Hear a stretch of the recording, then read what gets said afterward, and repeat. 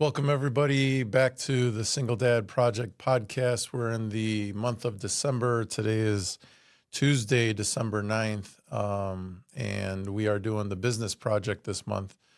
We're in the second week. Last week, I brought up the idea of stewardship and business and what do those two things mean?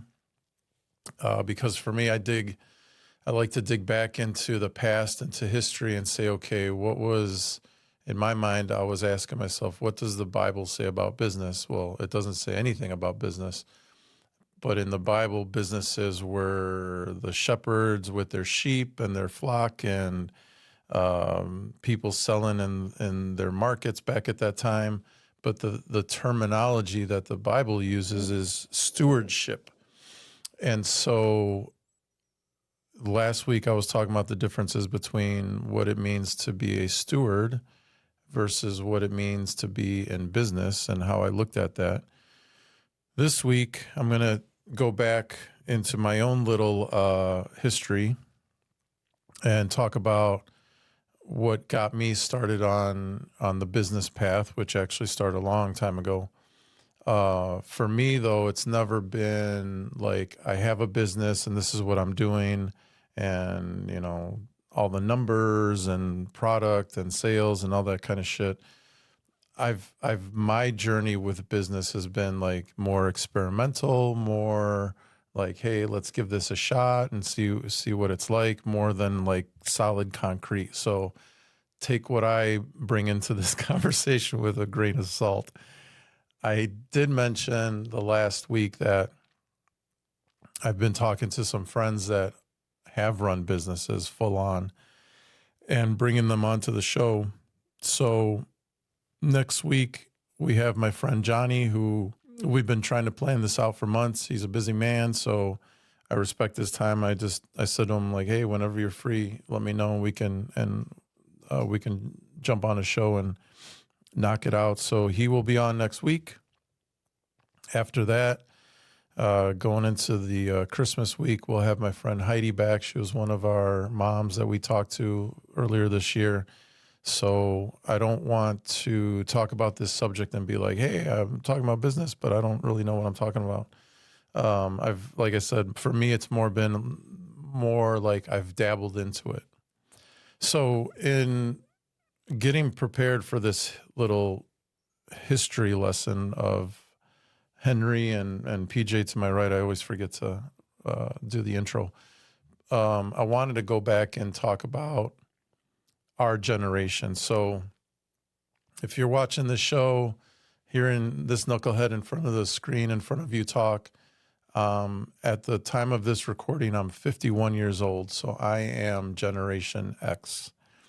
And the reason why I wanted to bring up that portion of it was because I think it's important to give context as to where I'm coming from. So Generation X, I don't know how these guys come up with the terminology, baby boomers, Generation X, millennials, things like that. But whoever came up with that was thinking ahead, because we are for sure the generation of a crossroads, the X crossroads. And what I mean by that is, PJ and I talk about this often, we're the generation that went from analog to digital. We're the generation that went from, if you remember the old internet before social media, to having social media and all the things that we're going through right now. We're the generation that went from driving manual to now we're getting in cars that drive by themselves. It's a weird place to be, because we've got our feet in two ages, if you will. In this old analog age where things were a little bit harder, they weren't so easy to find. You had to go to the library to check shit out, get your information from newspapers, and try to rely on sources like that. Everything was very centralized. And then we crossed over into this digital age where the information is decentralized because of the internet, and there's way more voices out there. Some of those voices are not part of the mainstream, meaning they're not getting paid by some big corporate conglomerate, and they are legit like great voices to listen to and to get information from. So we're in this. My generation is in this crossroad generation, and the reason why I bring that up is because when it comes to this concept of business, when I was growing up, there was no Uber. There was no there's no internet marketing, which is something I'll talk about when I have our guest Johnny on next week, because he's an internet marketer. Any of the things, there's no Amazon. Any of the conveniences and simplicity that you think about when you think about business nowadays is like, hey, I can just pop a website up, drive some traffic to that website, start selling some things.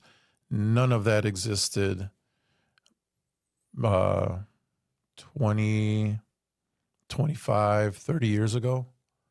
For sure not 35 years ago, because the internet wasn't even widespread until 92, 93, in those years when I graduated high school. So I want to give context, because prior to this explosion of information and convenience that we've had over the last 10 or 20 years, the last 2 decades, prior to all that, it was way different, way different.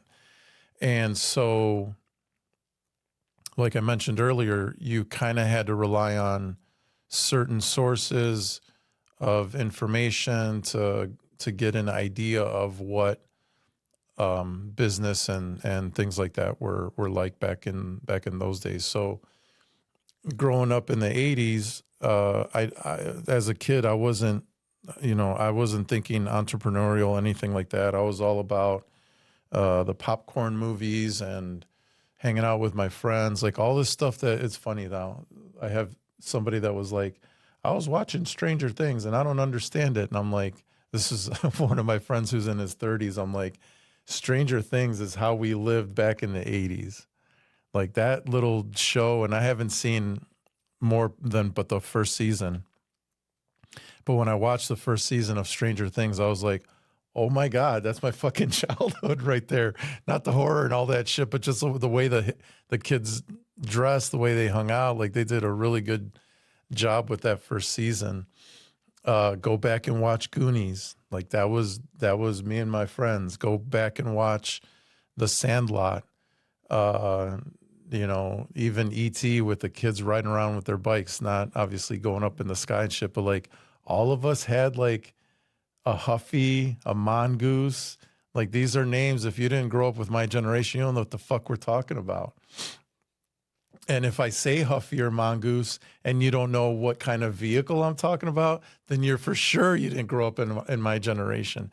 So that's the thing. It's like we're in this crossroads. So back then in the 80s, and I mentioned this in one of the financial episodes that we did, back in the 80s, one of the things that I used to watch on TV was this show called Lifestyle of the Rich and Famous. And to me, I looked at that, I'm like, if that's what rich is, I'm like, I don't want to be a part of it. Because to me, it was like, what was his name? God, I'm forgetting the name of the host, but I had his name last time when I was talking about it. What I got out of it, what it presented to me was like champagne and caviar and like Rolls Royce and all this shit and 3-piece suits, and none of that was attractive to me. So I'm like, I don't want to be, if that's what being rich is like, I don't want to be rich. I thought the houses with the nice pools were cool, but like other than that, it was not for me. So for me, in that, if you look at that little time capsule back in the 80s, business was what we went to. The McDonald's, the Pizza Huts, the Ponderosas, which aren't around anymore, going to the arcades that aren't around anymore, going to the little pizza place in the strip mall to go play arcade games there. It's like, to me, that's what like business was. I didn't even think about doctors or lawyers as businessmen. Like that was its own profession. And one of the things that I locked into coming out of that, the 80s generation and going into the 90s, and seeing what the prospects for our future looked like, didn't look good. Even back then when I was young, my first job was cutting lawns for this lady who my cousins used to work for. And she was great. Her husband had his own business. So like I kind of learned about this little idea of business through them. Are you familiar with Dick Pond shoes around here? Like, so the people that I knew, the husband and wife that I knew, were friends with Dick Pond and like sold shoes with them. And one time I went out, this is when I was like 14, 15 years old. I went out and we installed the plates that support gymnastics equipment.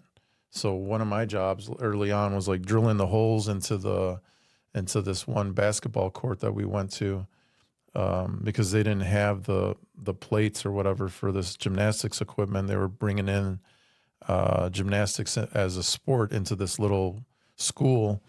And so early on, I kind of learned about business from them and what it entailed. And like I said, for me, it wasn't learning numbers. It wasn't like, this is how you do taxes or anything like that. It was just like, this is a different way of making money versus like going to a job and getting paid every 2 weeks or whatever. And one of the things, I brought this with me today. I brought two things. One is for PJ. Which one's yours? This is for PJ. It's a little trinket. When you open it, you'll know what it is. I've been meaning to give this to you forever. It's not meant for you.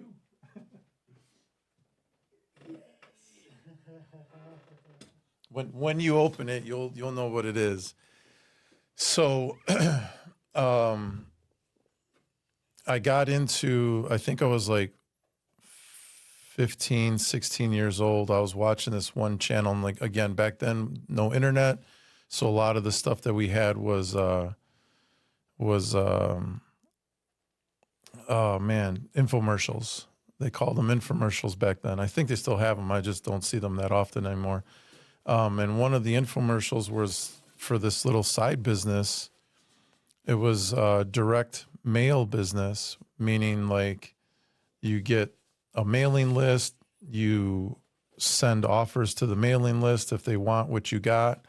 Through your catalog, they buy your stuff. You put the order for them, make sure they get the little trinket, and then you make a sale. That was from the last PJ. Sometimes when it's audio, it's like hard to see, especially because PJ's off camera. That was from the last film festival. So I never got a chance to hand that away, and I've had it in my possession forever. And I was always thinking, for the longest time, I'm like, I want to give this to PJ for all the fucking bullshit and work and, running cables and camera and lights and shit, all that stuff that we've done together over the years. I'm like, I got to give him my little reward or award or whatever. So anyways, getting back to my little story here is, so I got into this direct mail for just a quick second, not even that long.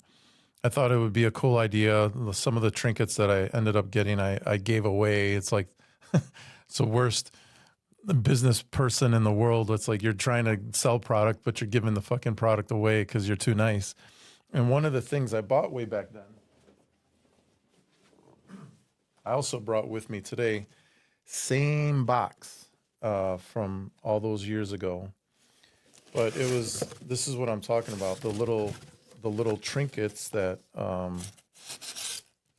that was part of this direct mail business that I thought I was going to get into. I didn't get into it because it didn't appeal to me the way I thought it would. But I bought this one little trinket here that I'm going to take out, and I've had it for, let me see, I was 15, 16 at the time. 51, let's do the math. How many years is that? It's a long time. I gotta be careful with this because I don't want to break it. So this is I think it's a ceramic.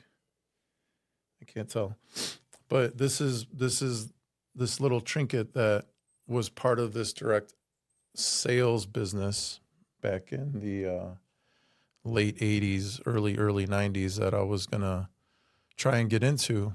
I just thought this was so cool. I'm like, man, if I can sell these little things. And like I said, I bought a few more of them to show to friends and like my friends' dads and my friends' moms, especially because females seem to be into like trinkets like this. And then I just ended up giving them away. I bought them and I was like, here you go. I bought you a present.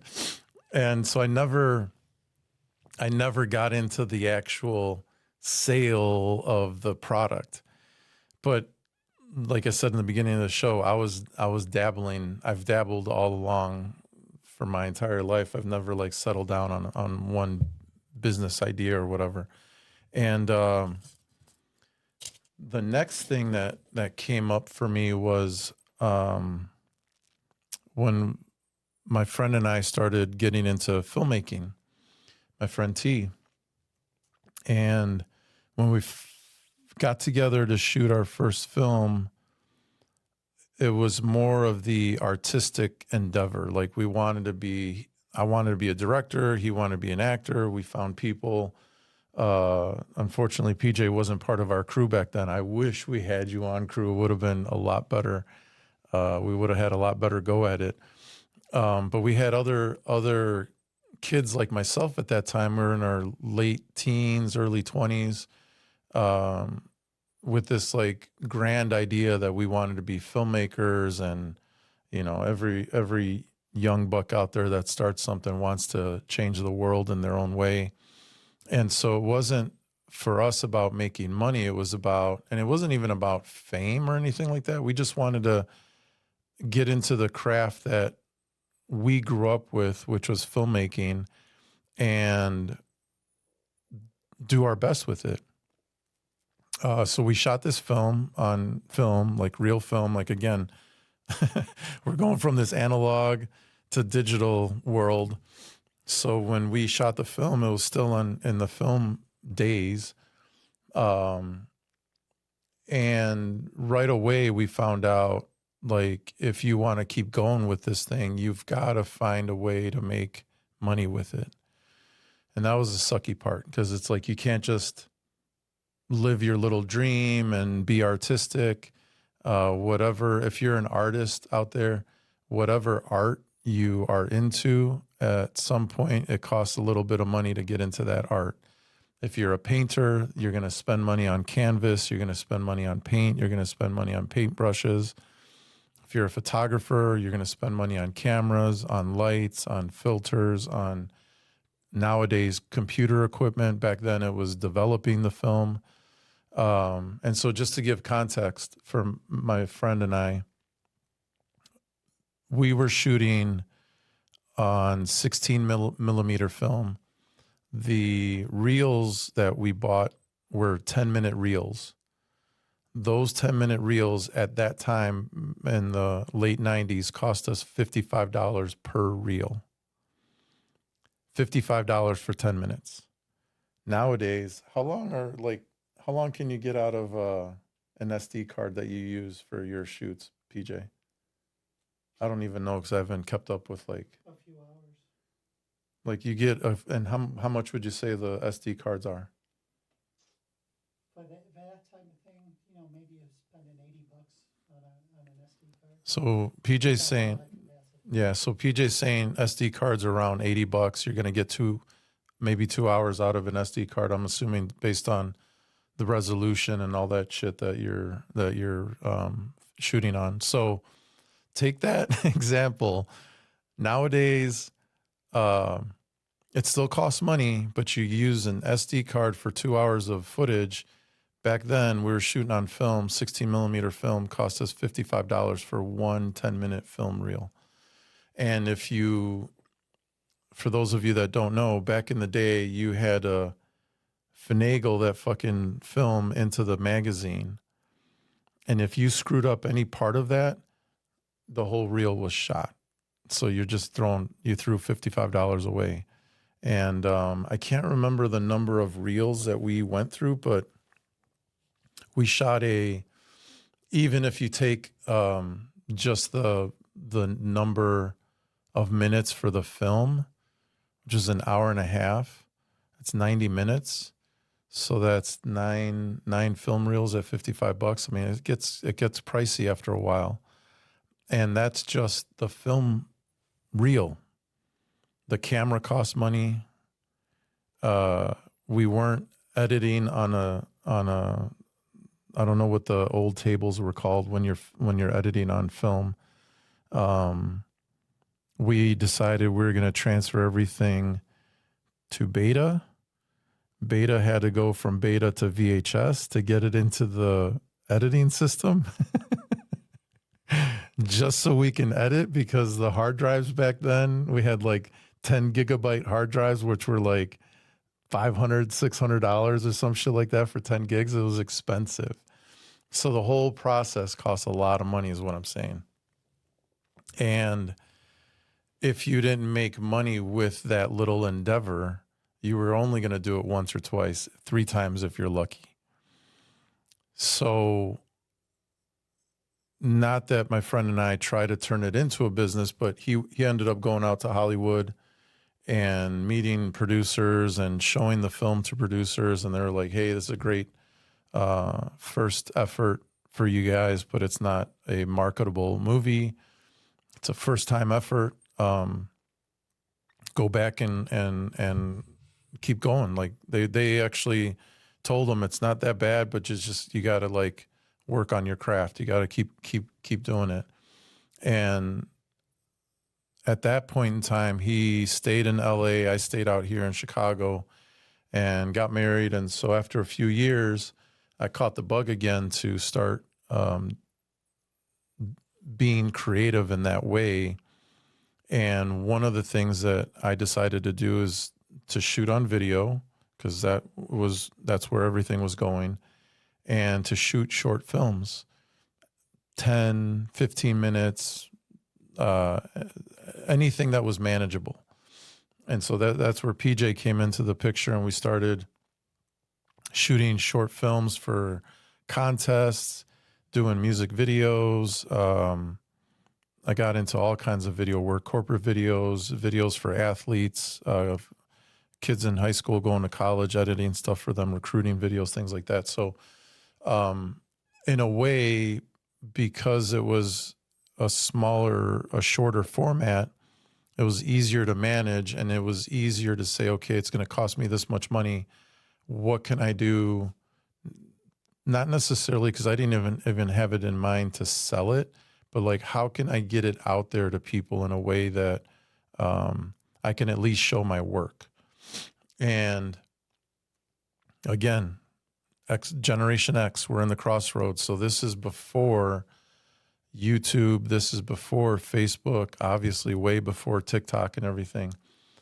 That's when I started this film festival with PJ and a few other guys that were part of the crew. I didn't run it as a business. I didn't sign contracts with PJ or anybody. I was like, hey, can you come help out a brother? We're trying to like make this film festival roll and make a night out of it, because it was just a one-night film festival. But it was pretty damn successful. We packed the house 3 years in a row. The last year I kind of lost some steam and almost didn't want to do it anymore. Part of the reason my daughter was getting ready to be born, so all my focus was shifting to me being a dad for the first time. And so I kind of learned like, hey, I gotta make this successful enough so that I can break even. Like all the money that I was putting out with the venue, with some of the contracts I had with the bands, I wasn't asking a lot as far as ticket prices. I wasn't asking the filmmakers that were in the show. Monetarily, it wasn't like a big stake for them. And so a lot of the money that was coming out was out of my pocket, which is, if you look at like history of businessmen, like they're the ones that are risking all the capital. My thing was I wasn't smart enough, or I didn't know enough to find ways to bring some of that capital back that I was investing, meaning like selling tickets at a higher price, which I probably could have done. And again, for me, it wasn't about the money. It wasn't about making this a business, because 4 years after we started, I was like, I'm done. I'm going to let this go. I got a kid on the way. And all the filmmakers that were a part of it, who had their films in our film festival, and even some of the bands that we hosted, they were like, man, you gotta bring this back. I'm like, go for it. I'll let you use the name. I don't want any part of it. It was just a lot of work. And so on that level, I didn't know enough to run it as a legit business, meaning, I'm putting money down, I'm going to get X amount of money back. And because of that little lesson, around the same time frame of trying to learn how to get this film festival on the map and have people know about it and hear about it, one of the things that I focused on was distribution, meaning like marketing, like get the name out there. And so I started tumbling into this idea of internet marketing back in the early 2000s. Again, all this is before YouTube, all before Facebook. So I'm sitting here emailing people who were in positions where they could get our name out. I had a partnership with a film critic who came out and like did a little film critique thing on the short films that he thought were really good. And we gave out an award, the Film Critic Award at that time, with this partnership that I had with him. So in Chicago, there's a channel that goes by WTTW Channel 11. That's still around, right? I don't watch TV that much anymore. So they, back in the day, WTTW had this thing that they call Image Union, and I wore the T-shirt at one of the episodes that we did. Image Union was a show that just showed like little short films, and they were more artistic than narrative. A lot of the times, it's like you'd tune in and you'd watch it and be like, "The hell is this?" So it was a lot of student projects coming out of Columbia College, I'm sure. I only tuned in, a few times here and there because I thought it was cool, but I wasn't a fan, like a huge fan of the show. Again, because I'm into these popcorn movies, so I'll watch the artistic, what's that called, avant-garde stuff, but I don't get into it as much as other people. But anyways, I had a partnership with them. I wrote an email to the producer of the show and said, hey, I'm doing this film festival.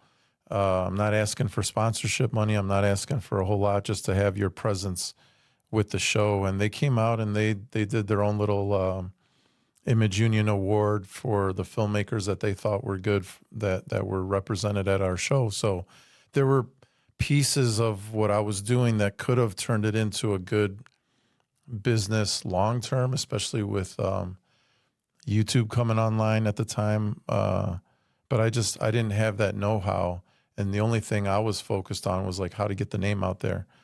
So the next thing that I jumped into was, I was doing it as I was doing the film festival, was learning internet marketing and learning how to get like I said, the focus was on the film festival, but getting the name out there. And I started learning from old school names that most of the young guys out here probably don't know, like the Frank Kerns of the world, the Mike Filsames of the world. So these are the little inroads that I had into like, oh, this is what business is like. And I was able to see how what I thought business was as a kid, like going to McDonald's, that was a business. I started to see there's a distinction between, and like I said, if you lived through my generation, you saw it. We went through everything was brick and mortar for a while to like, it transitioned to digital. So like we saw Blockbuster go away and Netflix rise. We saw the likes of, Barnes and Noble and almost the Walmarts. And I mean, shit, Sears is gone, right? There's no more Sears out there. Sears was a huge corporation that went away in this. I mean, I think they were slowly going away anyways, but the onboarding of the Amazons of the world and digital just like wiped them out. So the reason why I wanted to talk about this is because I think for the younger generations, and I tell my daughter this all the time, it's kind of a little bit of a running joke. It's like, when I was your age, I walked through 3 miles in the snow and blah, blah, blah. You hear those kind of stories that my old folks talk about. But it's funny. When I was my daughter's age, there was no internet. There was no YouTube.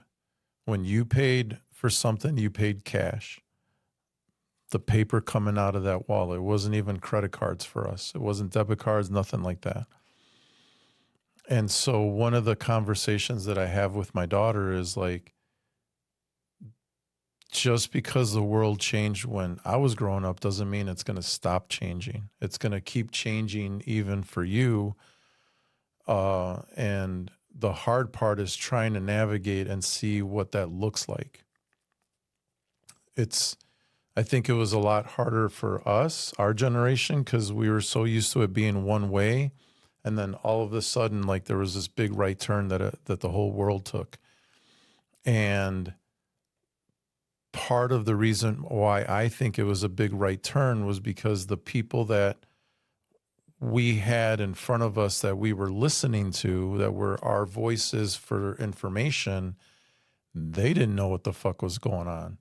And there's this old video out there of one of the Good Morning America shows. I forget the title of it, but they're sitting there asking like, what's this web? What's this internet web thing? And they sound stupid now asking those questions. But back then, the voices that we took for granted as far as like the voices of information for us, they didn't know shit. They didn't know the world was turning as fast as it was. Nowadays, I think it's a little bit different in that you have so many voices talking about it. It's just which group of voices are the ones that you're going to listen to. And so for my daughter, I tell her like the way you use money is going to change. I think that's around the corner. That's kind of my personal opinion, but also I base that opinion on a lot of things that I've been seeing on the financial side and all the things that you hear when people are talking about, CBDCs and digital money and all this kind of shit. So like that part of the world is going to change probably real soon. The way we drive cars. The other day, my cousin was like, hey, let's go for a ride, drive the Tesla. And I'm like, I don't want to drive the Tesla. I have no desire to, but I'm like, if you're going to put me behind the wheel, let's go. And if you've never been, again, I'm talking from Generation X. You're going from a dashboard and seeing all these things in front of you, if you're used to driving stick, having the stick shift and the 3 pedals and everything, to sitting behind a Tesla and seeing nothing in front of you except the little digital display, it's like, what? And even, have you ever been behind a Tesla, PJ? You've driven one? Do you know you got to like tell the screen to put it in park and go? I'm sitting here asking my cousin, like, where do I put it in drive? He's like, the button right there. I'm like, I'm like, the button? Are you fucking kidding me? So it's such a culture shock to go from something that we're used to the way the world is changing now. So again, telling my daughter, like, hey, the way you drive a car is going to change. That's already happening. She may not even, like, when she's my age, they may not be driving cars. The cars may just be driving themselves everywhere, which doesn't sound like a whole lot of fun to me. How we get educated is changing. There's so many people online that are either selling information for a good price, a decent price, or giving it out for free. It's phenomenal information. I'll try to remember to ask Johnny about that next week as well, because he's one of those people that uses his knowledge to educate people on how to use AI, how to market, how to market in a way where it's not what the mainstream is doing. So you're like riding the current under what most people see. So you're like, one of the things that he does is, I think he calls them faceless or something. I'd have to ask him. I know. We'll have deeper conversation about, but the point is, like, shit is changing around the world, right? And what I wanted to talk about today with this idea of business is not so much to focus on, okay, this is how you market, and this is how you do sales, and this is how I have to do my taxes, and this is the segment of the economy that I want to go after, and blah, blah, blah, blah, blah. The thing that I wanted to talk about is those aspects of business are always going to change. Like I said, starting the show, I wanted to look back in the Bible and be like, what does the Bible talk about business? It doesn't use that word. But it has examples of what we would recognize as business today.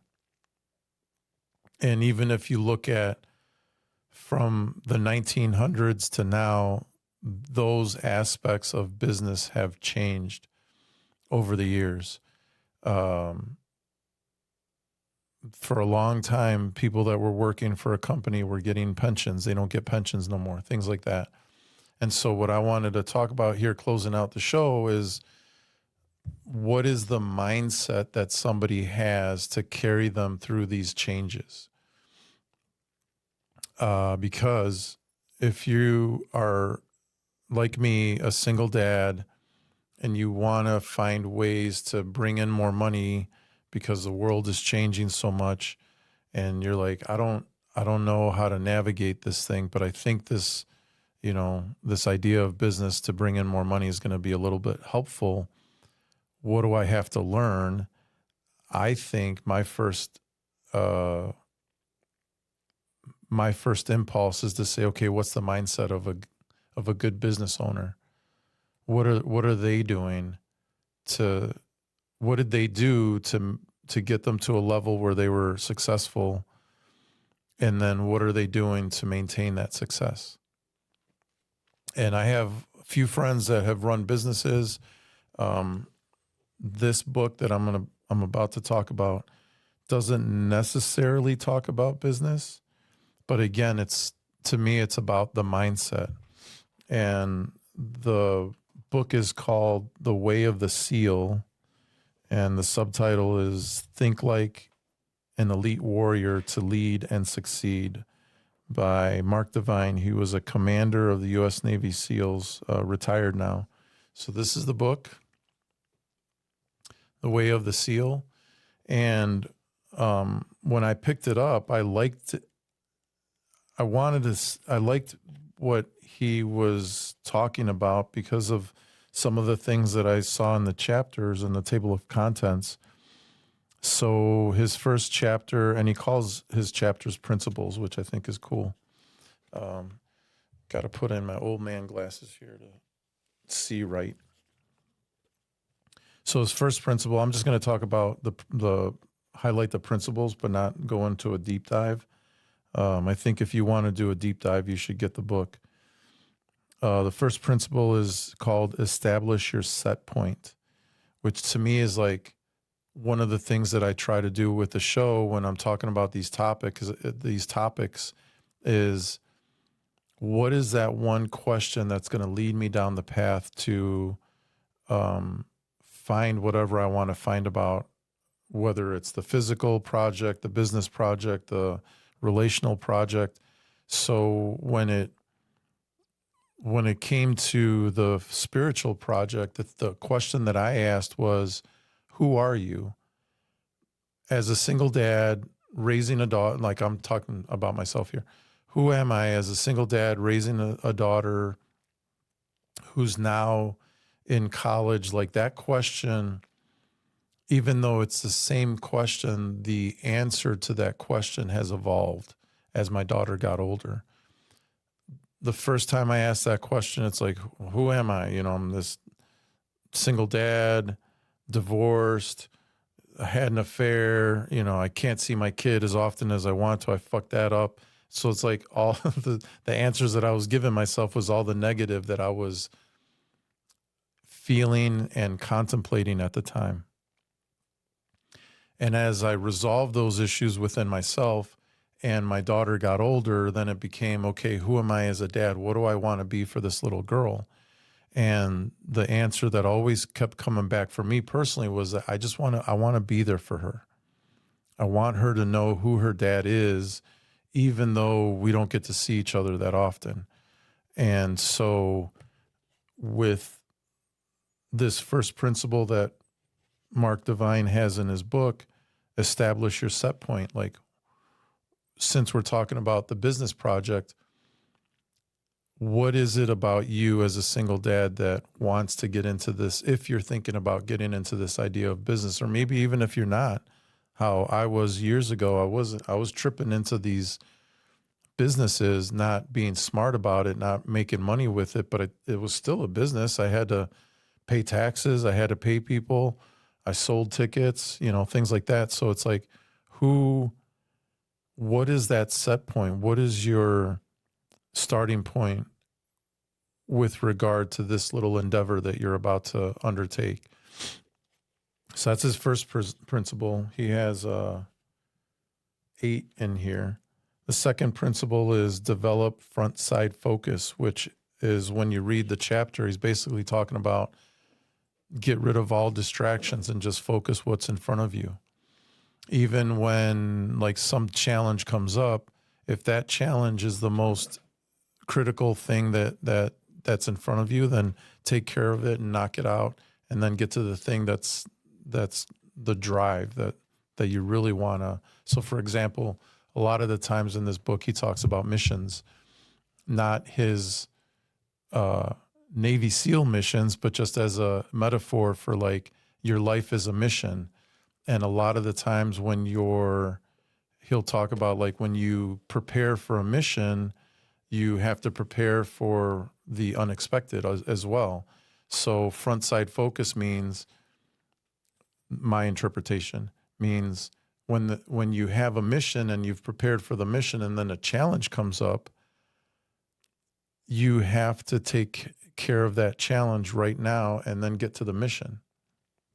So that's essentially what it read to me. And even in here, the little subtitles are prepare your mind, envision your goal, define the mission, simplify the battlefield, and then your exercises for what he gives you in this book.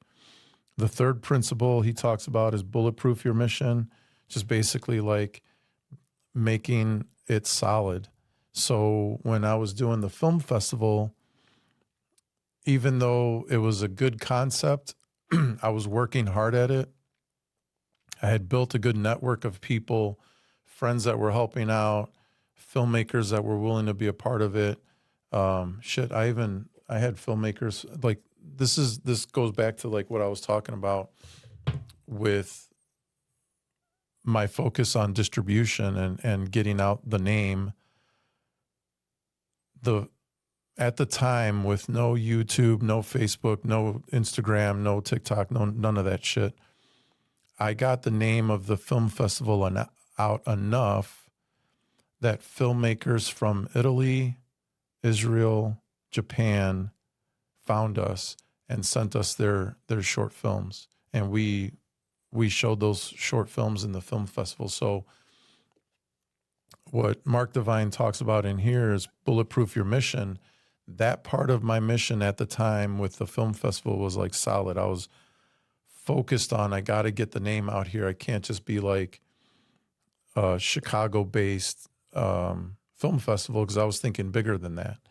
And unfortunately, with the other parts of that little side business, I wasn't bulletproof. Like, I didn't know about taxes and selling the tickets at the right price so that I would make money, things like that. So principle number 4, do today what others won't. You hear that all the time online with these successful people in whatever area they're successful in, whether it's in sports or business or relationships or whatever. They're always talking about do today what others won't. Principle number 5, he talks about forging mental toughness, because often in life we're going to get our asses kicked. I'm feeling it right now, going through this transition from working at the warehouse, having a steady job, not a great job, but a steady job, to not working these last 3 months, transitioning into the industry of insurance, learning all the shit that I need to learn, contracting, all this kind of stuff. So there's a lot of times like I just want to be like, fuck it, and throw my hands up. But one of the things that Mark Devine talks about in here is forging your mental toughness. And in these subcategories here, he talks about control your response, control your attention, develop emotional resilience, set effective goals, and visualize powerfully. So good things to think about. Principle number 6, break things, which I think is an awesome, awesome advice. Because a lot of times you hear, it's got to be perfect or it's got to be a certain way. And the way I've always approached life is like an outsider. I'm just like, let's do it this way. Go around the corner sometimes works better than trying to figure out how to climb the wall.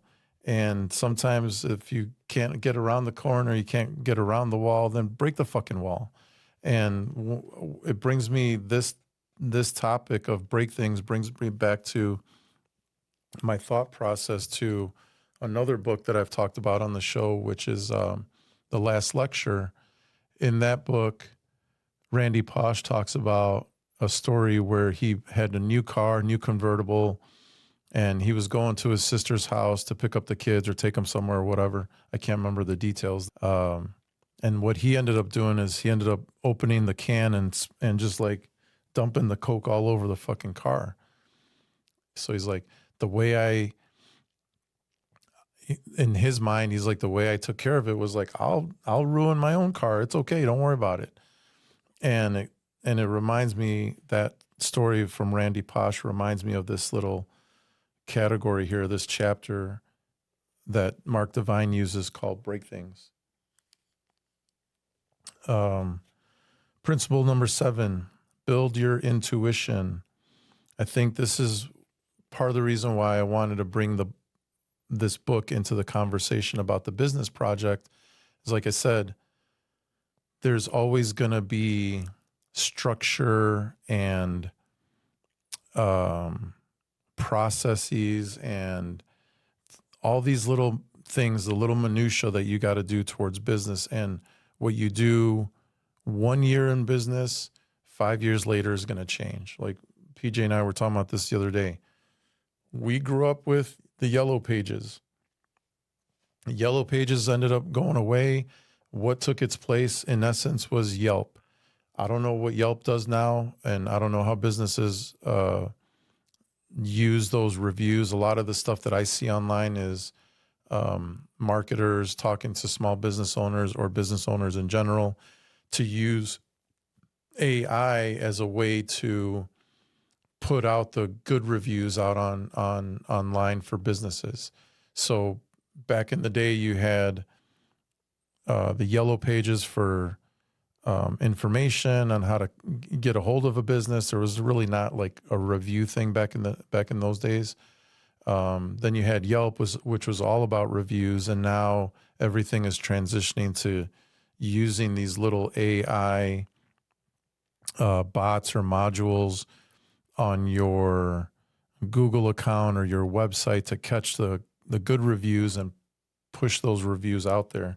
So build your intuition to me means, in the realm of this business project idea, is like get smart, not just get smart, but get really inside about what direction is business going to go in. And if you're running a certain type of business, like how do you anticipate the changes that are coming? That's what that build your intuition means to me.